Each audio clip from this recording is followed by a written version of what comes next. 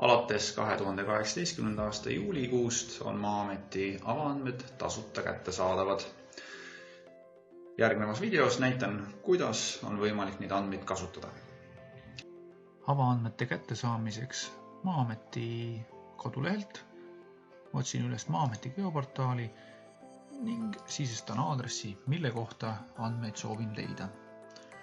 Näiteks valin Puiestee T78 Tartu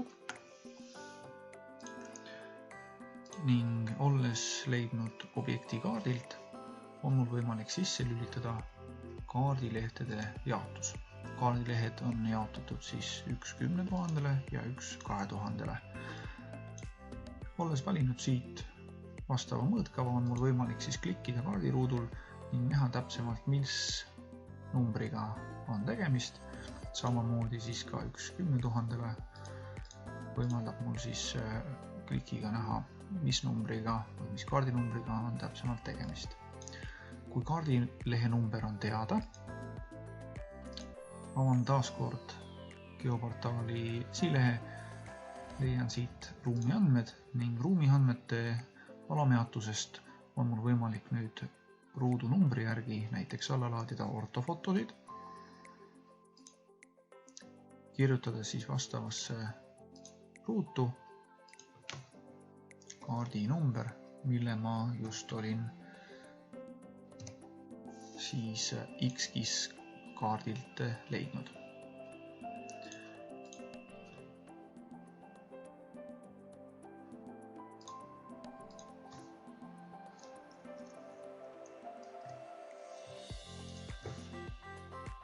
Ortofotosid on võimalik alla laadida siis nii GeoTIFF kui ka ECV formaadis.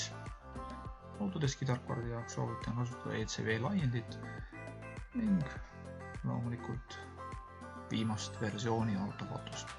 Samamoodi ortofoto alla laadimisele on meil võimalik alla laadida ka kõrgusandmeid. Näiteks leiame siit aerolase skaneerimise kõrguspunktid ehk siis punktipilved. Ja jällegi kirjutades siia siis punktipilve numbri, on teil võimalik alla laadida siit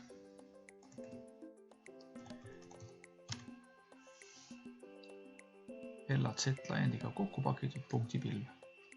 Hilisemas videos näitan, kuidas siis ortofotot ja punktipilve kasutada ka Autodesk Civil 3D tarkvaras. Lisaks ruumiandmetele on võimalik alla laadida ka Eesti topograafia andmeid, mille hulka siis kuuluvad näiteks üle Eesti kõik ehitised, kõlvikud, tehnovõrgud, seda siis näiteks shapefailis, TGN-is, TXF formaadis. Aga leiame siit ka maakatastri andmed, mis siis puudutavad näiteks katastriüksuseid. Jällegi tegemist siis shapefailidega. Ja näitena võin siit siis alla laadida võib-olla Tartu maakonna katastriüksused.